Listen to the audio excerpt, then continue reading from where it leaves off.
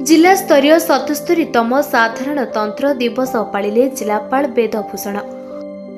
कंधमाल जिला सदर महकुमा जिलापाल कार्यालय जिलापाल वेदभूषण नेतृत्व में जिलास्तरीय 77तम साधारणतन्त्र दिवस पालित हो जाइछि।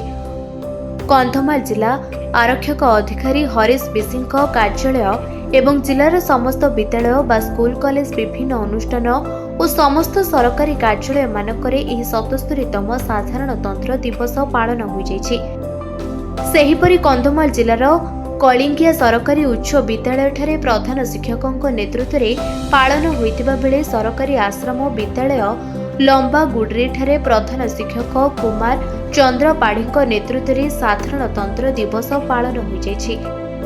जिलापाल महोदय भारत स्वाधीन करिथिबा महात्मा गांधी एवं महापुरुष मानक बलिदान को स्मृतिचारण करने सहित सुदृढ़ भारत विकसित भारत गठन लक्ष्य जातीय पताका उत्तोलन करी पताका तले निजर वक्तव्य माध्यम उत्साहित करने सहित दृढ़ भाव निष्पत्ति नहीं आगामी दिन में भारत वर्ष को अग्रगति करने दिगरे जिलापाल श्री वेदभूषण महोदय वक्तव्य अभिभाषण प्रदान करथिले।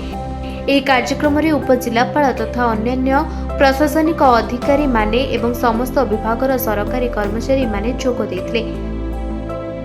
କନ୍ଧମାଳ ଜିଲ୍ଲା ଫିରିଙ୍ଗିଆରୁ ରାଜୀବ କୁମାର ଦିଗାଲଙ୍କ ରିପୋର୍ଟ, ନିରପେକ୍ଷ ନ୍ୟୁଜ୍।